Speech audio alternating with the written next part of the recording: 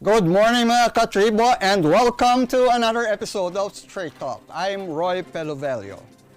The upcoming local and national elections are fast approaching, and as our mission to deliver the latest news and updates to the public, to our katribos and our guest for today, we'll talk about the campaign of the leading presidential candidate in the recent surveys, as well as his own agenda as a senatorial candidate. But before I introduce him, let's hear about the Pulse Asia Survey report from our katribo, Jom Garner. Jom? Magandang umaga mga katribo. BBM nangunguna pa rin sa pinakauling pre-election survey ng Pulse Asia. At patuloy nga na nangunguna si dating Senador Ferdinand Bongbong Marcos Jr. sa pinakauling poll survey ng Pulse Asia. Ang naturang survey ay naganap noong February 15 hanggang February 23. Nang tanungin ng 2,400 na respondents, 60% sa kanila ang nagsabing si BBM ang kanilang iboboto kung ginanap ang eleksyon sa araw na matanong sila. Pinakamataas rin na nakuha niyang boto sa lahat ng mga lugar at socio-economic groupings. Higit sa doble ang layo nito kung ikukumpara sa pumapangalawa sa kaparehong survey na si Vice President Leno Robredo na nakakuha lamang ng 15%. Ito ay kahit sa nakalipas na mga linggo, dinaluhan ng libu-libong mga tao ang kanilang rally ng kanyang running mate na si Senator Kiko Pangilinan sa iba't ibang mga lugar.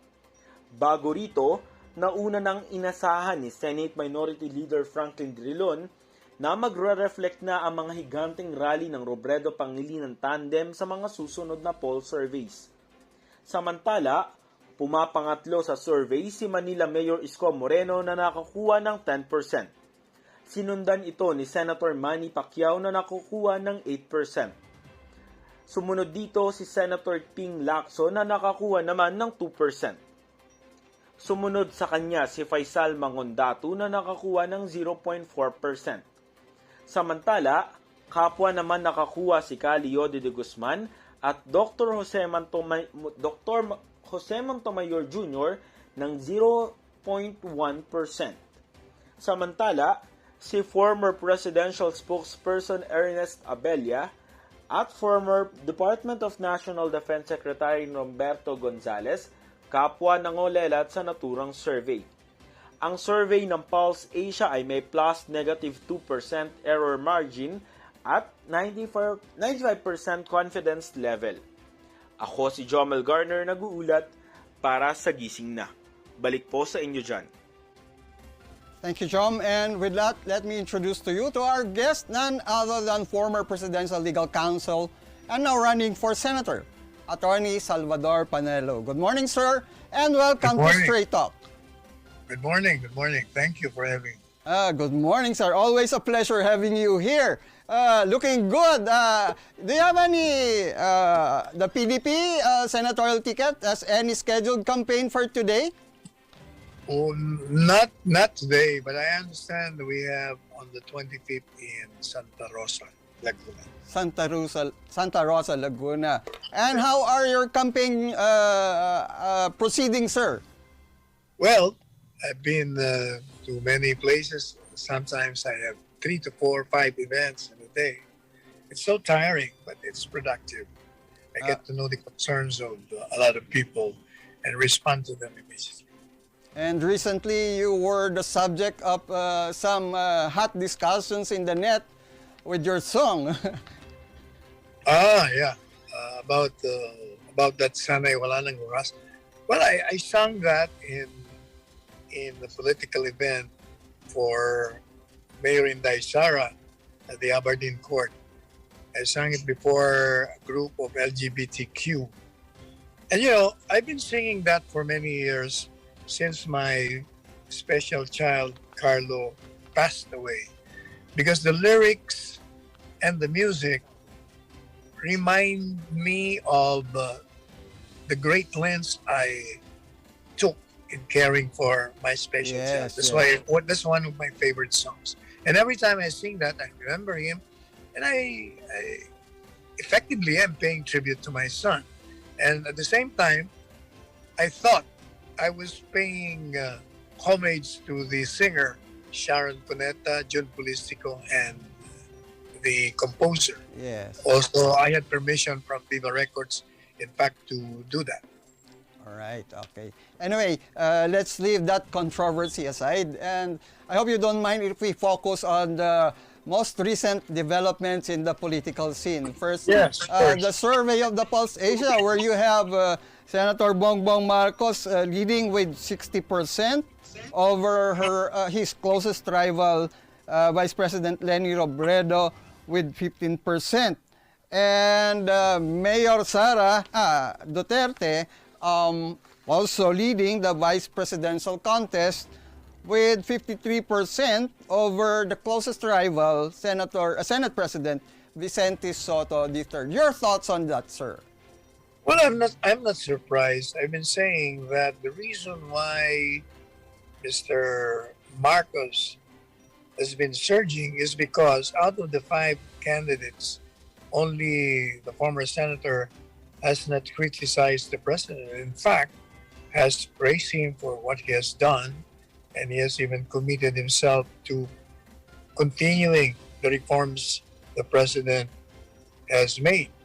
And so, given the fact that the president has the highest trust and approval rating in the vicinity of 70+%, then we have a situation where most of the voters are supporters of the president.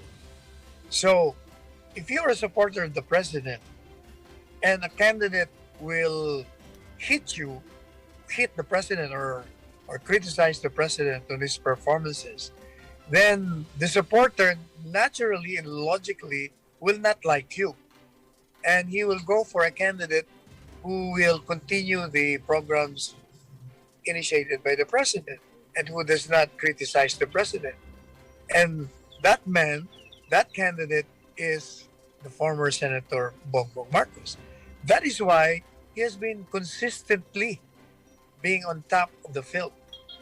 All That's right. my analysis. Yes, sir. And you mentioned the president. The president has not signified any intent or identified any candidate he would support as of yet, right now. But the PDP Laban has adopted Mayor Sara Duterte as its vice presidential candidate. Yeah. Are you expecting the president to name somebody soon as his presidential bet? Well, he has not. He has kept that to himself.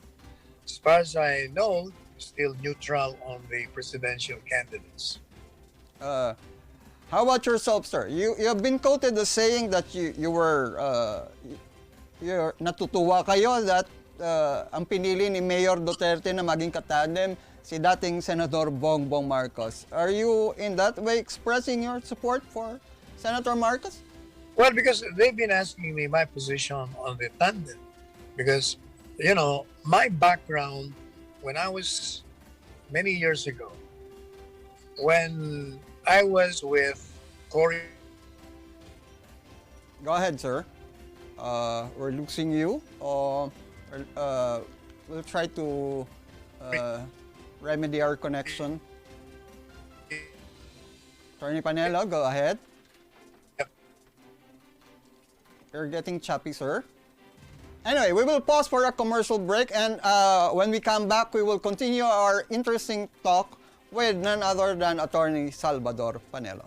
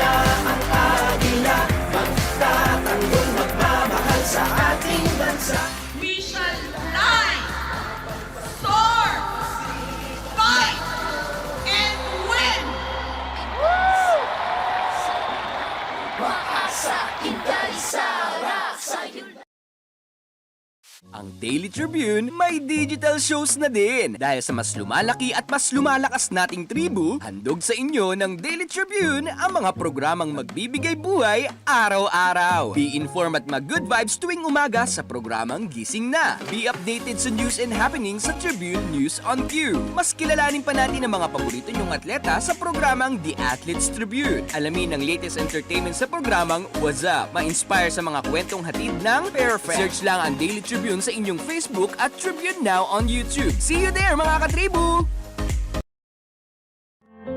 Fun and inspiring na kwentuhan?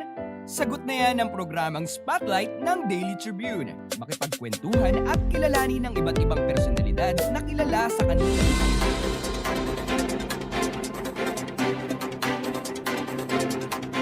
You're still watching Straight Talk, and still with us is none other than senatorial aspirant and former Presidential Legal Counsel, Atty. Salvador Panelo. Attorney Panelo, you were before we had some technical problems. You were talking about the statements you made regarding former Senator Bongbong Marcos. Yeah. Go ahead, sir. I was saying, the reporters have been asking me repeatedly whom I will vote for president. And I told them in relation to that, I said, because they also asked me what are my thoughts on the tandem of Senator Bongbong and Mayor Sara. I said, I'm pleased that Mayor Sara chose a candidate. For one, I recall that many years ago, when I fought Mr. Marcos on the principle that his administration was then violating the rights of people, especially the military and the police, I fought him for 20 years. And then we overthrew him. We won. But then again, after winning, after Cory became the president, I noticed that the police have been assaulting the Marcos loyalists when they were making rallies and asking the administration to bring back the president to the Philippines. And when I saw that, as a member of the Mabini at the time, the Movement of Attorneys for Brotherhood, Integrity, Nationalism, Inc., whose members were Joker Arroyo, Bobit Sanchez, Rene Sagisang, I told Joker Arroyo that we have to speak out against this violation of human rights of the Marcos loyalists. But then the late Joker Arroyo told me that we cannot do it because we are identified with the Cory administration. And I told him, I think I chose the wrong group. And so I began separating myself from the group. And in fact, I was the first citizen protesting against the Cory administration. And thereafter, I became the leader of the Marcos loyalists together with Milo Payag. I organized rallies against the administration and sought to bring back the former president to the president. I was telling them if he had crimes committed, then let him come back here and let him answer those charges. So I was the first one. In fact, I had a hunger strike in front of Malacanang.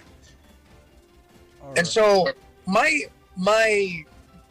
history shows that I've been defending the Marcoses when his rights have been violated. And I also do not believe that the Marcoses had stolen money, because I recall also that as an activist, we were telling the people that the Marcoses have stolen trillions of money. But, you know, if you use your common sense, it cannot be so, because the national budget at the time, the money that we have at the time, were only in the millions, not even billions.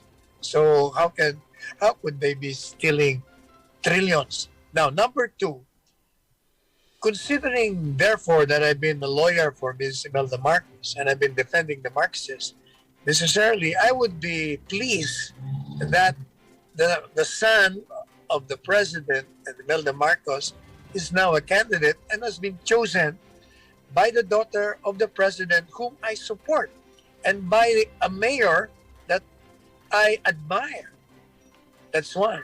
Another reason is I've been listening to the speeches of the former senator, and he has been advocating for unity, has been calling for unity of forces. I haven't heard that from the other candidates. Also, this former senator has not spoken ill against the president, while the others have. And more importantly, the candidate Marcos has committed himself to continue with the changes initiated by President Rodrigo Roa Duterte. Necessarily, as a supporter of the president, I would be inclined to favor him. But on election day, of course, I haven't decided exactly how. But as far as I'm concerned, I'm very pleased that Inday Sara made the correct choice. All right. Attorney Panelo, that's quite a revelation. Not many people would know what you have told us today, particularly yung mga tao na hindi naman nakasubaybay sa karir nyo. But saying that marami kayong na-realize na meron ding human rights violation during the time of Cory Aquino and probably even the subsequent administration. Are you saying that this popularity of BBM reflected in the surveys, does this show that the ordinary people are also now casting doubt on the narrative being thrown against the Marcos family, as you did before? Well, definitely, because first, President Marcos has done a lot for the country. That is, I think, a challenge. They kept on haunting the family with accusation of stealing from the coffers. But we don't have that kind of money at the time. Number two, the president, the late president, has not been convicted of any crime. Neither is the first lady. So that, to my mind, will convince people in the Philippines that the accusation against the Marcoses are either exaggerated or are false. Plus the fact, again, I will repeat, the supporters of the president will necessarily gravitate to a person who does not criticize him and who commits himself to continue with the legacy that has been initiated by this president. Yeah. Attorney Panelo, I think the numbers, in fact, would bear what you have just said, that the people would gravitate to somebody who does not criticize a president. Remains very popular until now. In fact, the numbers, if you look at the numbers of the latest Pulse Asia survey, former Senator Marcos's biggest margin is in Mindanao with 68%. So with, of course, Mayor Sara Duterte has 82% rating in Mindanao. Yes, and that is not unsurprising because Mindanao is the bailiwick of the Dutertes. People there love him. Now, if you love the president and a candidate commits himself to continue the reforms this president has made, whom will you support? Necessarily, it will be Mr. Marcos. All right. Attorney Panelo, just another question on the survey. Okay. Senator Franklin Drilon is the campaign manager, I think, or one of the leading people who is supporting the campaign of Vice President Leni Robredo, said that they're not worried about these survey numbers because this does not reflect yet the huge number of people attending their rallies, the recent rallies, that numbers up to 40, 50,000 people, saying he hasn't seen this kind of surge of crowd support in the previous campaigns. What's your thought on that? Do you think this would really turn the tide? Do you think the surveys would there's still a big chance the surveys would reflect that a shift in momentum, so to speak, come let's say April or prior to the elections? Well, many things could happen in the next 2 months, but given the trend, and I've been going around, and every time I go to people, they keep on flashing that victory sign of BBM and Sara, and even if I have these motorcades, people still keep on flashing the victory sign, all walks of life. So the trend is really Marcos and Sara. All right, Attorney Sara. Okay, now let us shift now to your own campaign. Of course, the latest Pulse Asia survey on the senatorial candidate is at least not very encouraging on your part. But as you said, President Duterte has personally endorsed your candidacy. And with President Duterte enjoying still a very phenomenal popularity rating, you think this will translate to your votes and improve your chances of being included in the Magic 12 come May 9, 2022? I think so, given the fact that the president's rating is very high. Moreover, I cannot even understand, this is not to disparage Pulse, but I recall that in the survey of SWS, I was number 22. Then I cannot understand why I'm number 33 in the Pulse survey, and I have not moved an inch. So something's wrong somewhere. But anyway, regardless of the survey, I kept on doing what I'm doing, and I might just spring a surprise to them.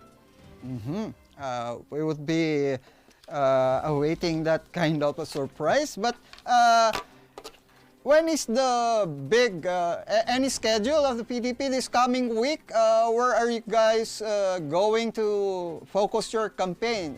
Saan po kayo magpo-focus muna? Dahil I know you need to cover a lot of ground. So what are the plans of the PDP senatorial slate for this coming week and month?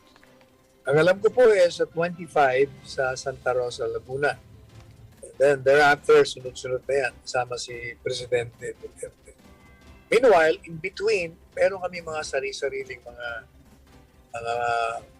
scheduled trips sa iba't ibang probinsya, iba't ibang lugar. Alright. Attorney Panelo, nagsimula na ba kayo ng magkakasama or hindi pa? Santa Rosa will be the first? Hindi. Nagsama na kami sa Nagsama na kami sa San Mateo. That was a proclamation. San Proclamation Grand Rally.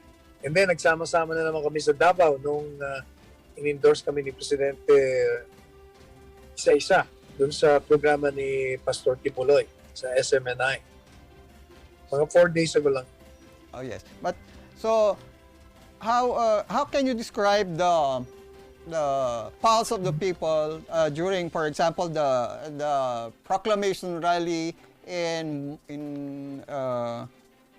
when you were proclaimed as part of the PDP senatorial state? Kumusta po naman yung reception sa inyo ng mga tao? Very warm and very encouraging. And as far as I'm concerned, I'm even surprised that people know my slogan, Panelo, Panelo, and they kept on shouting that. All right. So, are your team also going to launch motorcades like the presidential candidates are doing right now? Kasi si Mayor Sara, dinidissuade na niya yung mga motorcade because of the continuing rise in fuel prices. Hindi, ang ginagawa ko, hindi motorcade. Kaya lang, pag halimbawa, kagaya bukas, meron kami ni Mayor Sara sa Pasay. So from our headquarters, marami kaming kotse, di ba, papunta sa venue.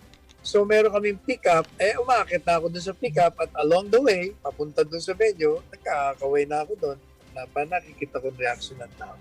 So it's not a motorcade, but since papunta ka na rin lang doon, you might as well show yourself to the people. But how is your health holding up given the rigors of the campaign? Okay naman. wala naman akong COVID. I still can push up 100 times every morning. I still have weights. Okay naman ang pagkain. Ang tulog ko naman, ganun pa rin, 8 hours. But, kumusta naman yung family nyo? How are they coping with your, I should say, I would assume, hectic schedule in the campaign? Well, my wife, Dr. Araceli Panelo, is always with me in the campaign. My son, lawyer, is helping me in the campaign. He's the boss. He's the director at the same time. Uh-huh. My son, doctor, is busy with his practice because he just passed his fellowship yesterday. So he has his duty on the first day yesterday. And my daughter is also helping me in the campaign, doing the schedules and responding to polls and so forth. So we're all together. Oh, that's nice. Campaigning as one family, supporting each other, encouraging you for your senatorial bid. So, in fact, Roy, yes. My late son, Carlo, has been helping me in absentia. Oh, how is that? How is that? Yes, because he's the subject of this incident involving me and Sharon Cuneta. Yes. And because of this incident, the plight of special children through my son has increased the awareness. Marami nang nakakalam tungkol sa mga problema ng mga special children. And in all my speeches, in all my campaign sorties, palaging ang topic ko si Carlo kasi nga in relation to my advocacy that the government should be obligated to give free special education, free therapy, and establish caring facilities for children with special needs. Kaya in a way, siya nga ang pinakamalakas kong campaigner without him knowing it, or maybe he knows it. Oh, that's nice to hear, Attorney Panelo. Mukhang maraming matutulungan yan.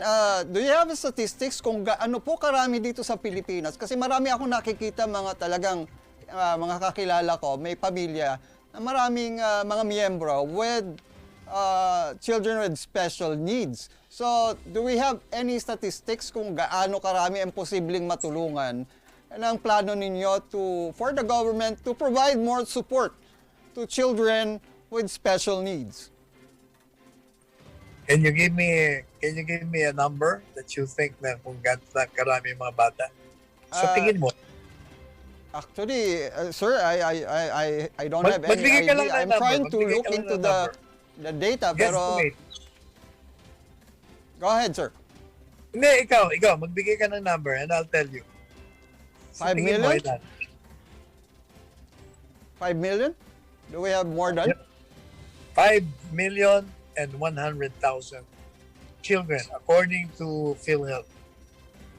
Ganun karami yung mga bata. At saka alam mo, di ba, abogado ko, doktor ang asawa ko. Yes, Nung sir. pinapag-aral namin si Carlos sa Cupertino, para ka nagpapaaral ng medisina, ganun ka prohibitive ang special education, pati therapy.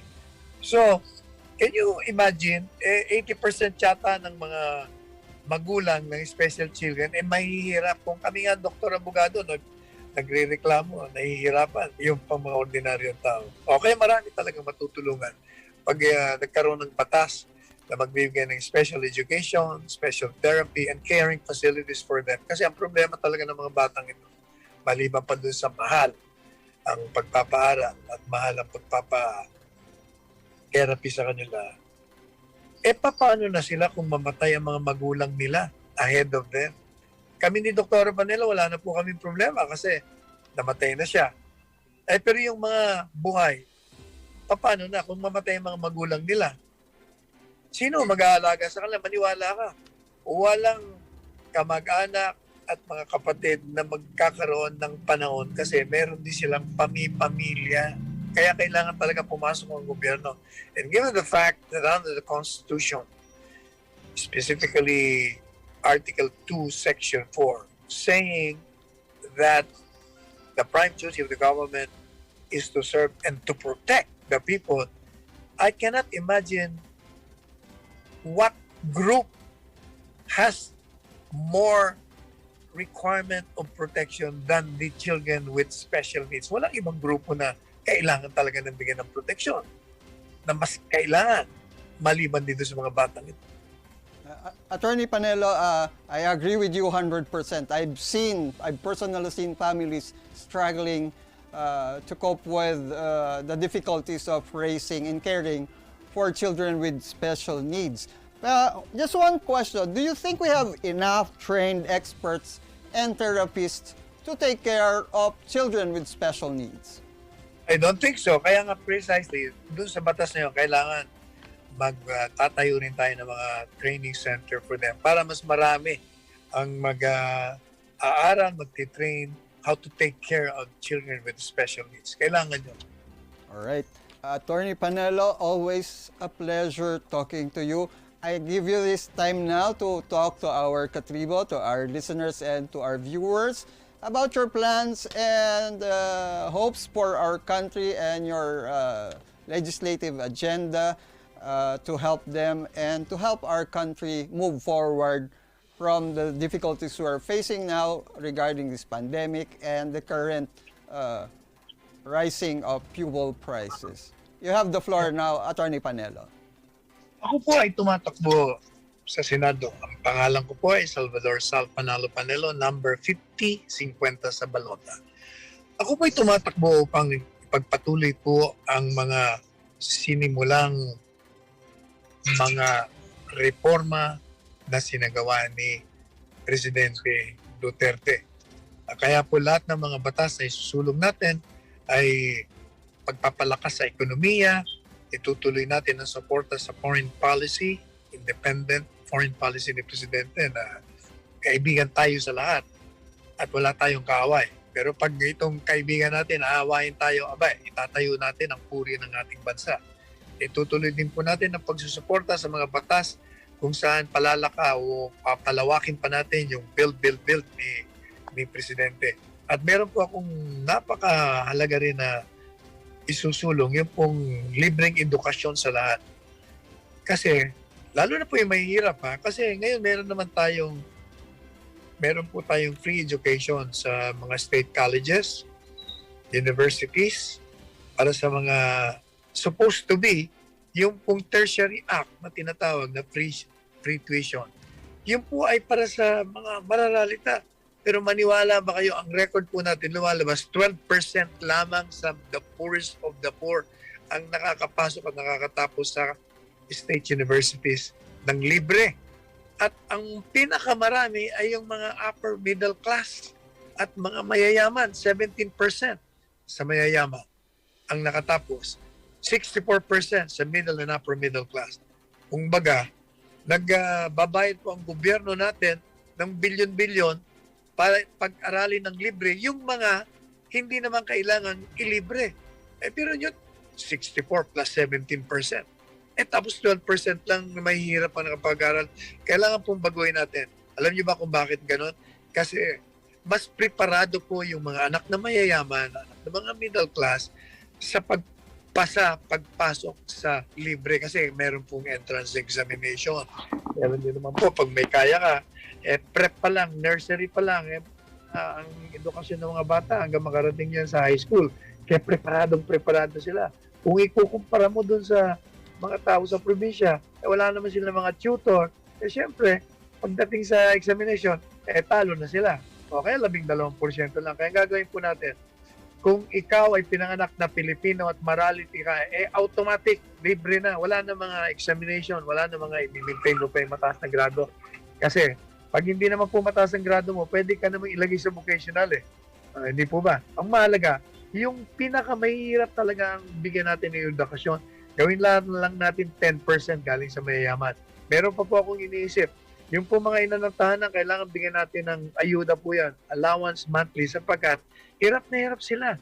Nag-pandemic ang mga ina ng tahanan, whether single ito o merong asawa, bigyan po natin. Yung po mga drivers, tricycle, jeepney, bus, at mga taxi din, aba sila po isang kaig isang tuka. Palagay ko, dapat sa bawat litro ng gasolina bibili nila ng crudo at langis at mga pyesa, kalahati lang ang bayaran nila. Kalahati po dapat ang gobyerno mag-subsidize. Yung pong mga barangay kapitan, naku, kawawa naman, wala po silang sweldo, puro lang honoraryo. Kailangan po siguro panahon na may batas na bigyan sila ng regular na plantilla kasama ang barangay tanod, kagawad, SK chairman. Kailangan may sweldo na rin po sila para meron din silang mga benepisyo gaya ng isang regular na empleyado ng gobyerno. Yan pong mga tinatawag na persons with disability, ito po nakakaawa, hindi mga senior citizens to Pero meron po tayong batas, Republic Act 72777, hindi ito na ipatutupad. 30 years na pong nandyan. Pero konting-konti ang nakikinabang. Kailangan buhayin po natin, amendahan, tingnan natin kung bakit hindi ito napapatupad. Yung mga LGBTQ, inaapi rin, kailangan palakasin po natin ang kanilang anti-discrimination laws. Inaapi sila. Pag nalalaman silang LGBTQ, ayaw na silang tanggapin sa trabaho. Pag nakapasok naman, hinahanapan ng diferensya para matanggal. Abay, hindi po pwede. Ang kawawa naman po sila. Kaya yan po ang ilan sa mga plataformang iniisip ko para sa kanila. Basta ito po ang aking masasabi bilang pawakas. Ang pangarap po ninyo, mga kababayan kong Pilipino, ay pangarap po. Magsusulong po ako ng batas na tutugon sa pangangailangan nyo upang wala na po kayong iisipin, kundi magtatrabaho na lang kayo ng maayos at maabot ang pangarap ninyo sa inyong mga anak at sa inyong mga sarili. Kaya huwag niyo pong kalimutan kung katanggap-tanggap po sa inyo ang aking mga ibinahagi sa inyo. Tulungan po ninyo ako na maging senador. At kung ano po ang masugid kong pagtatanggol sa presidente ito, ganun din po ang pagiging masugid kong magtanggol sa interes ninyo. Ako po si Salvador Panelo, pansamantala nagpapaalam po sa inyo. At nagsasabi sa inyo, kay Panelo, panalo ang Pilipino at mapapalakas ang bansang Pilipinas. Ang slogan ko po ay Panelo, Panalo, Senado, 50 sa balot. Maraming salamat po sa Daily Tribune sa pagbibigay sa akin ng panahon upang makadaupang palad kayo kahit na dito lang sa Facebook, sa virtual at Thank you very much, Atty. Panelo. Always a pleasure talking to you. Thank you for gracing our show today. We hope to see you again soon. Good luck and God bless. Thank you po. Thank you po. All right, mga katribo, our guest today, we had just had a very interesting conversation with none other than former Presidential Legal Counsel and Senatorial Aspirant Atty. Salvador Panelo. But straight talk, we'll still have some interesting things to offer to you when we will take a short break from now, and when we come back, we will talk about fuel conservation tips with one of our editors of the Daily Tribune.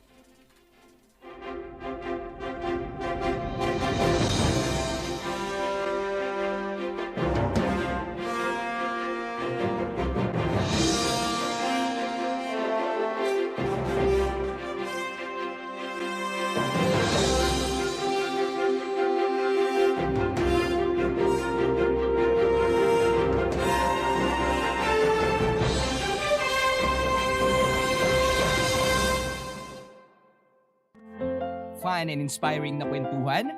Sagot na yan ang programang Spotlight ng Daily Tribune. Makipagkwentuhan at kilalanin ng iba't ibang personalidad na kilala sa kani-kanilang larangan. Manood at makinig sa mga inspiring stories na kanilang ibabahagi kasama si Nina Ventura at Jojo Silvestre. Be ready ng mamangha at matuwa every Thursday alas 2 ng hapon dito lang sa Daily Tribune Facebook page at Tribune Now on YouTube. Ang Daily Tribune may digital shows na din. Dahil sa mas lumalaki at mas lumalakas nating tribu, handog sa inyo ng Daily Tribune ang mga programang magbibigay buhay araw-araw. Be informed at mag-good vibes tuwing umaga sa programang Gising Na. Be updated sa news and happenings sa Tribune News on Cue. Mas kilalanin pa natin ang mga paborito nyong atleta sa programang The Athletes Tribune. Alamin ang latest entertainment sa programang What's Up. Ma-inspire sa mga kwentong hatid ng Perfect. Search lang ang Daily Tribune sa inyong yung Facebook at Tribune Now on YouTube. See you there mga katribu! Mga katribu, tara na't makiisa at matuto sa mga public service programs hatid ng Kalingang Katribu. Tuwing Lunes, nandyan ang usapang business na magbibigay tips at inspirasyon sa mga aspiring entrepreneurs kasama si Vernon Velasco. Tuwing Miyerkules, usapang pangkulusugan naman ang tatalakayin ni Miss Cory Quirino sa Health and Wellness. At tuwing Biyernes naman, kung legal advice ang kailangan mo, sagot ka na ng Legal Diaries kasama si Elmer Navarro Manuel at mga guest lawyers. Lahat ng niya mapapanood tuwing alas 3:30 ng hapon sa Daily Tribune Facebook page at Tribune Now on YouTube.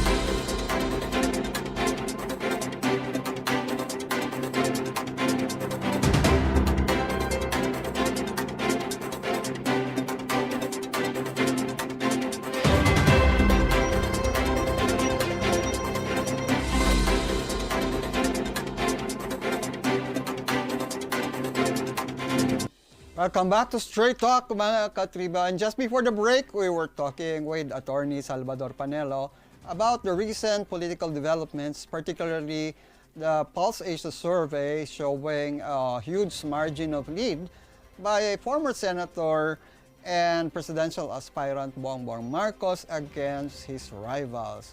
But for our second segment, we just had the latest round of fuel price increases.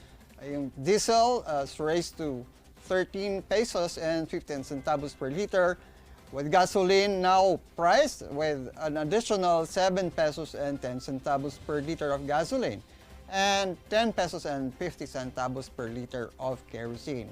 And the government has asked us to do our own share in practicing fuel efficiency and energy conservation.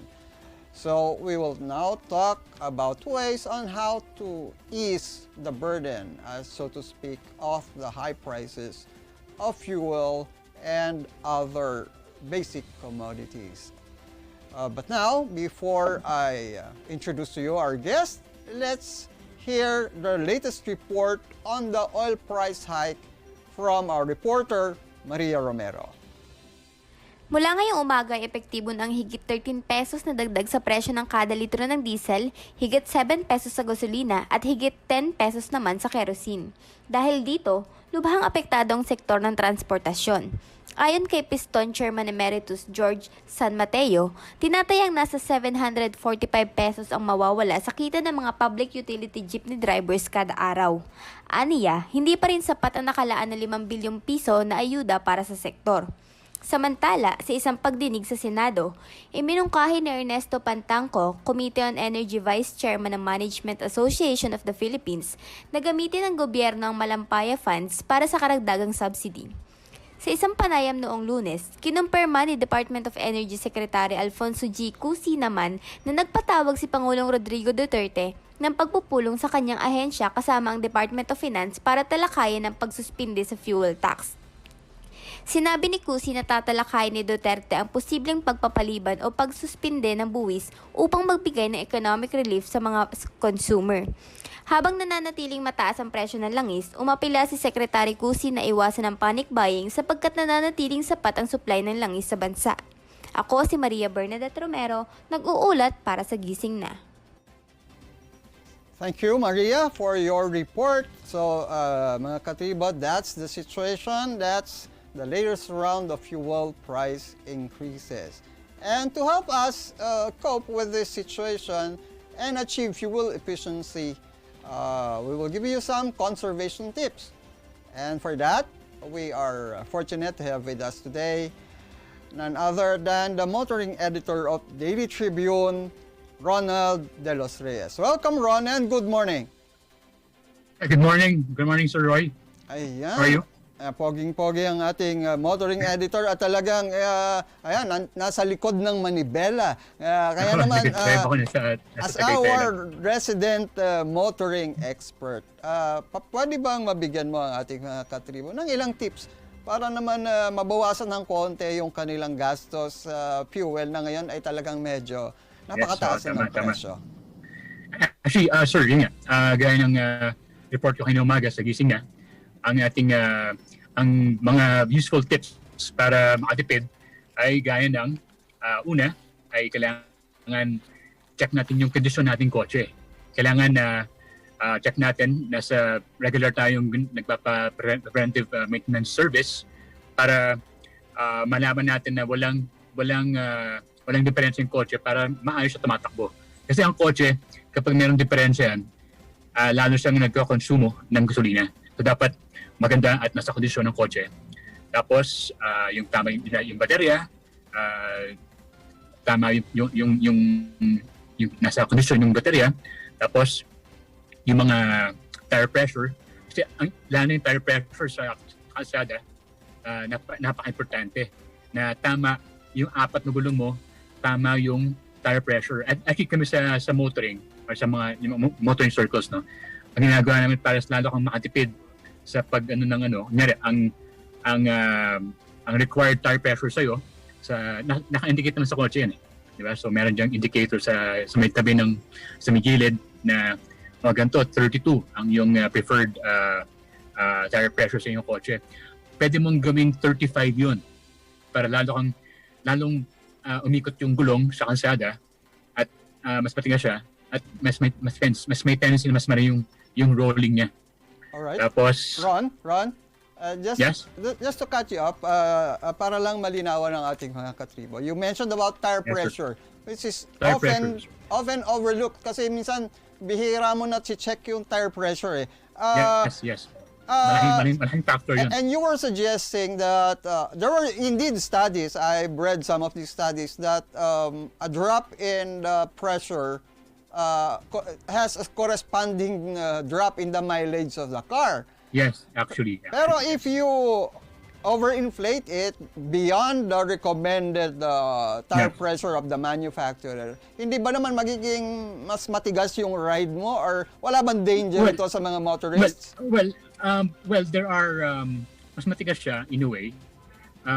Siguro not too much. Nasa 32 dapat yung preferred. You can have it siguro hanggang 35 but not 38 or not 40 kasi pag masyadong matigas ang gulong, hindi siya gaano kakapit sa kalsada, lalo na pag gumulan. So, yung preferred, siguro yan, hanggang 3 lang. Kumbaga 32 hanggang habit 35 para mas yung rolling niya, rolling resistance, bawas sa kalsada. So, ayun ang ginagawa namin minsan, no? And then, siguro we have also yung aside from the tire pressure, kailangan relax sa pagmamaneho eh. Malaking factor ang kailangan swabe ka mag-drive, kailangan walang sudden brake, kailangan yung pangtapak mo sa gas pedal dahan-dahan lang, feather lang talaga, dampi-dampi lang. Kasi kami sa motoring media, we had previous fuel economy contests. Bagay yung ganyan, yung patipiran ng gas sa aming motoring media, naging contest yan. And modesty aside, I was able to magandang pesto ako doon. And then dahil ginagawa ko nga yung mga ganong pagtitipid ng gasolina. Aside from that, the aircon also. Kailangan yung malaking karga ng aircon sa kotse. Kumbaga, kailangan bawasan mo yung nasa 1 lang. Tapos, kung kaya pa, hindi na ko on yung cool. Kung kaya lang naman. Pero sa summer ngayon, so, tiis tayo. So, yan. Yun ang isa sa mga factors na tapos meron pa. Alright, Ron, let me just, I'm sorry to butt in, but let me just discuss, kasi importante ito. You were talking about the manner of driving and you were talking about having a light touch on the pedal. Ika nga, not putting the pedal to the metal would help a lot in energy and fuel conservation. So let's talk about that. Nabanggit mo, sudden brakes. Pero is there a recommended range of, for example, sa highway driving, Do you have any recommended speed to Yes. maximize your fuel efficiency? And what's the difference when you are driving into a hilly and let's say snaking terrain? Is there a difference in the manner of Yes. driving between city driving, yes. highway, and can you what- give us some tips what on we how to usu- do it? Yes, what we usually do, no. For example, we had fuel competition before with the media challenge. It's a media challenge. We had from Ilocos all the way to Sorsogon. We had a fuel challenge, and that time, what we did, syempre, we encountered various terrain, from straights, from hilly to snake to zigzags, and to those various terrains, what we did was for you to be able to on a straight highway without it's not hilly like a highway like a S-Lex or N-Lex. What we did was we had our RPM just below 2,000 RPM, and we had our kph or kilometer per hour at 60 kph. So we maintained that average, and we had a slight a pedal-like touch on the pedal, so for us to be able to maintain that RPM and that kind of speed on the straight. And then for the hilly, what we did was since the tendency would be your RPM would increase. So the steeper the incline, the harder for the vehicle to go up, right? So what we did, we had 3,000 RPM at slightly below at 50, so 50 kph. So the lesser RPM, but the higher, not higher, but above average kph or speed can save you fuel. So not much. Like for example, 60 to 80 would be preferred on a long on a highway, but perhaps in the city driving, since it's lower, 40 could be 40 kph is advisable, it's preferred, and up to 1,500, between 1,500 to 2,000 RPM would be the preferred RPM for city driving. So that time, we were able to experience that media challenge back in the day, from Ilocos all the way to Sorsogon. That's what we did. Those kinds of techniques on the road, driving techniques on the road. That must be quite an experience. Ang sarap naman nun.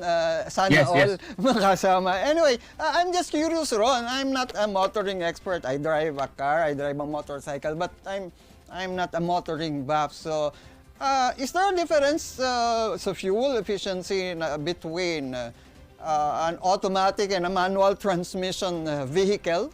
Given the same type, let's say parehong SUV or parehong sedan? Well, actually, for automatic, actually, for me, it's much preferred if you want to save on fuel, you use a manual, because there, pwede kang gumamit ng manual. May control ka sa manibela, sa cambio. So if you may control ka sa cambio, could go for higher gears. And then pag higher gears, lesser yung effort ng mga axles sa gulong, sa mechanism ng kotse. And for that, you get to save more fuel. Kasi ang concept, the whole concept about fuel saving is lesser effort for the car. So, ano ba yung lesser effort? Kasi pag nasa smaller gears ka, or primera, segunda, mga bigger axle span. So, more effort for the car. But as you go higher, the gears, on axles, and for the car, lesser effort. So, pag na-feel mo na lesser effort for the car, doon ka na-feel na nakatipid ka. Unlike yung kotse, hirap na hirap, nasa primera, segunda ka, ayun yung time na feel mo na hirap ka. So for a manual transmission, kaya mo gawin yun eh. But for an automatic, you have to wait for a certain speed for it to transfer to another gear, diba? So from second gear, from 20 kph, lilipat na yan sa second gear. And then sa pag nag 30 or 40 kph, lilipat na ng third gear yan.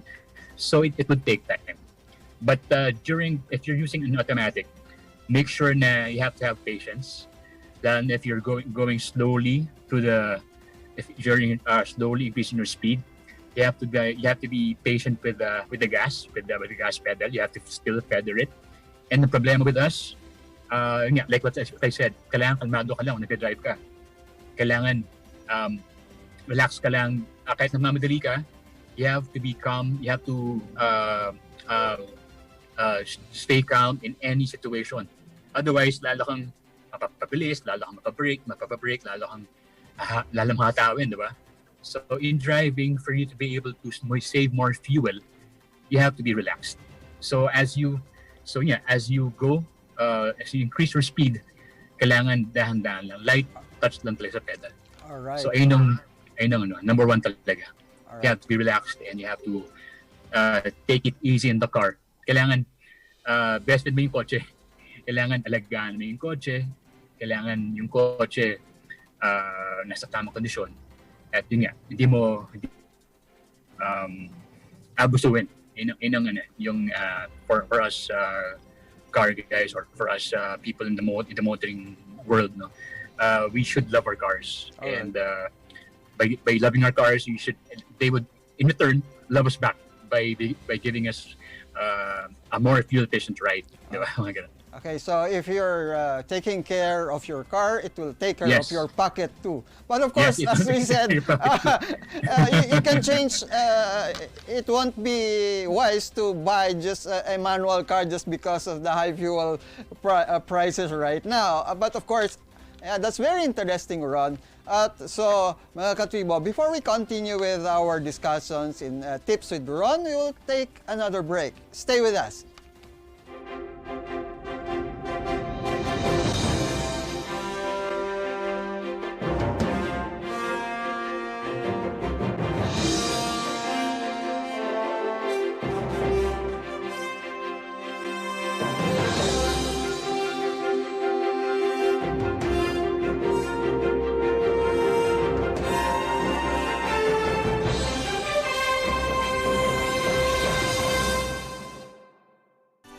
Be updated sa news and happenings katribu. Hatid ng Daily Tribune sa inyo ang mga balitang napapanahon sa loob at labas ng bansa. Kami na ang bahala sa paghahatid sa inyo ng mga latest and reliable news. We got you covered sa programang Tribune News on Q. Mapapanood mula umaga hanggang gabi, Lunes hanggang Biyernes sa Daily Tribune Facebook page at Tribune Now on YouTube.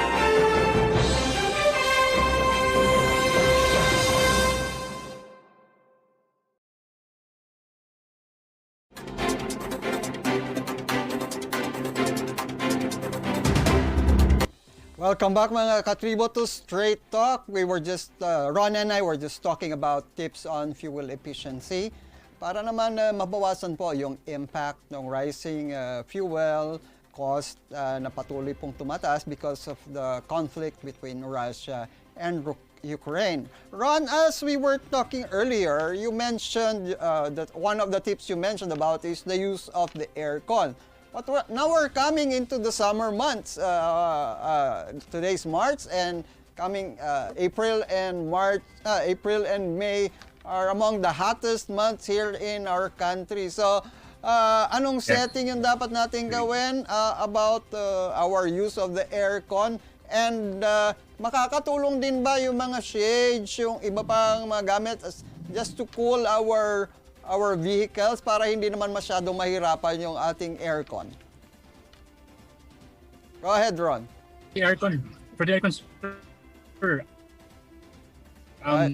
Since summer, may yan. Ron, you're choppy. Uh, You're getting choppy, Ron. Mga katribo, we will just take care of our technical problem. Ron will be giving us his tips. and if you want to save on fuel, yeah, you can have it. I'll try to transfer. Go ahead, Ron. Mukhang umaayos lang po ng pwesto si Ron dahil sa kanyang pagkaparada so that he can continue discussing the tips about fuel efficiency and conserving what we have. Kasi nanawagan na po ang ating pamahalaan at nabanggit ko kanina that we do our own share in helping our country ensure a continuous supply of fuel, particularly now that the supply pinch in the world market that is keeping the prices of oil in stratospheric levels, so to speak. And Ron was giving us his tips on how to conserve and save on fuel costs. First, he told us about checking the condition of our vehicles, preventive maintenance of the batteries. Of course, huwag kalilimutan yung tubig sa ating radiator. Of course, tire pressure, we talked about tire pressure. And we also talked about the manner of driving and how you can maximize your fuel driving in various terrains, in the city, and on hilly terrains. And the ideal speed and RPM that would help us maximize the use of our fuel. I think Ron is back now. Ron, you were just talking about the proper use of aircon during these hot summer months. Go ahead, Ron. Well, yeah, alam naman natin na it's summer's here, mainit na, and yeah, malaking factor talaga if we use the aircon indoors and especially in the car. So, ang tip ko with aircons, no, ang problem kasi with aircon, malaki ang nakakonsume niyan sa fuel eh. Mabigat siya actually sa pag-drive nyo, sa consumption ng fuel ng kotse. So advice with the aircons is yung pinaka mababang level for you to be able to save on fuel. Medyo tiis sa init, at least hindi siya, we don't have to turn off the cool part on the car. You don't have to switch that off kasi sobrang init niya.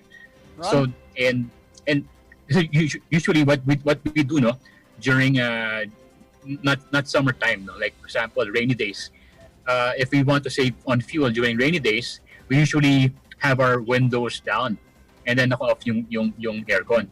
But since summer ngayon, no choice, we have to turn on the aircon and we just have to switch it in the lowest level lang. Ron, So yeah, para hindi siya ganun kainit. Ron, just to clarify to our listeners and our viewers, Yes. para dun sa mga hindi masyadong well-versed sa mga mechanism ng aircon, kasi usually may dalawang setting yan, the thermostat and the fan. Alin doon ang bababaan natin? Alin yung kailangan nating i-modify yung setting so that we can maximize our fuel efficiency? Okay, for the thermostat, yung fan talaga yung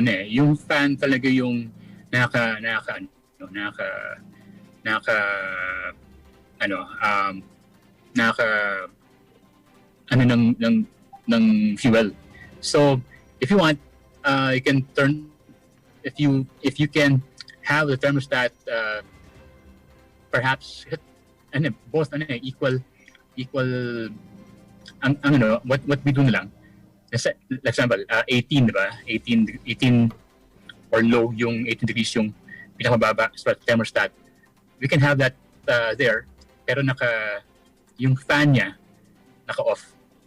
So pag ganun, or perhaps nasa lowest level. Kasi lowest level yung fan, yung thermostat, you can have it,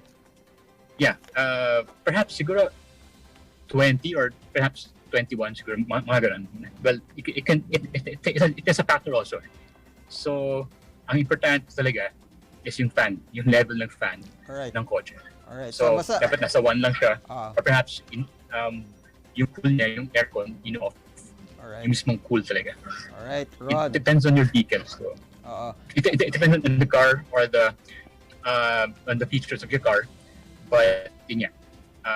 Kasi iba-iba yung mga features ng kotse. Yes, of course. So, on a standard basis, we can have that at the lowest level. Yes. Basta ang principle, huwag niyong tataasan yung setting para mas makatipid kayo sa gasolina or diesel. Right, Ron? Yes. Alright. Anyway, so tatlo na yung Yes, naibigay mo sa aming tips. Preventive maintenance, yung manner of driving, tapos itong aircon. Any other tips to help us conserve fuel? Well, earlier, Sir Jerry asked me about if okay ba? Kasi sometimes, diba, ang type of fuel, no? The unleaded and the premium, no? Oh, yes. We have for gasoline driven vehicles, no? Lalo na yung mga like for example, we have our Honda HRV or Honda CRV, since they're more of in a way nasa level na higher levels of vehicles, or perhaps of in terms of nasa levels ng premium, no, in a way, since of the price and perhaps its features. But said ang higher octane na premium na fuel are usually used for high performance vehicles. If you want, since mas mahal ang premium compared sa unleaded, nasa 98 ang higher octane, no? And nasa 95, and then nasa 91 or yung mga regular or unleaded, no? 98 or 98 ang higher octane. Those are usually preferred for high performance vehicles like the Ferraris, the Porsches. So if you really want to save fuel, you can use, kasi ang problem is baka daw yung performance ng car, ayun yung problem, no? If you use an unleaded type of fuel. But the concept is actually we have this engine knock, and yung kasi yung the way the engine works, no? May mga spark plug, may mga engine knock. It's like inside, it's like may mga explosion nga, may mga sa loob ng engine, eh. If you study the mechanics of the engine, may mga explosions sa loob. Ron? Ginagawa niya lesser for yung so it's more used for high performance and for more aggressive driving if you want that, since ang mahal ng gas na tayo nagtitipid, we don't need those sa panahon ngayon, lalo na if you're not using high performance vehicles, no? So if you're using like an SUV, mid-size SUV na gasoline based, no, you can opt for, if you want to save fuel, since mas mahal ang premium, you can opt for an unleaded type of fuel. So yun ang pwedeng maging para makatipid ka sa bagas. Alright, so Ang kailangan ng bantayan, since you have to love your cars, maging regular yung preventive, yung PMS mo, regular checkups sa dealership mo para change oil. Ayun mangyayari sa if you use an unleaded type of gasoline, mas dudumi yung loob ng engine, so you have to change oil on a regular basis. So yeah, it all boils down to the principle of loving your car. So yeah. Alright, Ron. Ron, you were telling us about the different types of fuel. That's I understand that's gasoline with different octane ratings.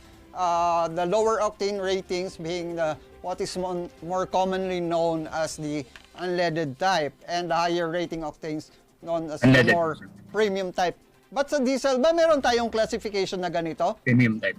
Meron din tayong difference na classification sa diesel meron fuel? din actually. Meron din. Yeah, I should difference then. Yeah.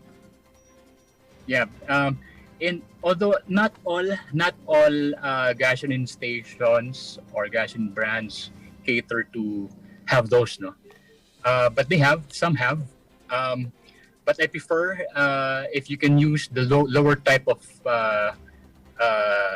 diesel, no. Since mas mura yun, and mahal na yung gasolina, mahal na yung petrol o yung ano ngayon. Yeah, opt for the more simpler type of Alright. diesel. Yeah. In essence, Katribo, what Ron is saying is that go for the cheaper fuel. If you can find the cheaper variety, it won't damage your car. It might Yes, cheaper. have some impact on the performance, but considering the price-performance ratio, you're better off with the lower rating of the fuel. Anyway, it's been tested and it's been proven to be efficient. If you're not using your car, if you're not using your car to race, Yeah. wag mo nang gamitin yung mga high octanes. So, Ayan. And of for course, it to save on fuel. and of course, kung if you're racing din naman, you don't, you must have some loads of cash if you're into racing. Anyway, our Yes, discussion yes, is yes, very yes. interesting today, but it's unfortunate that we're pressed for time, Ron. So, thank you very much. Thank you for joining me, and thank you for offering your advice and expertise to our viewers and our Katribos. Thank you, Ron.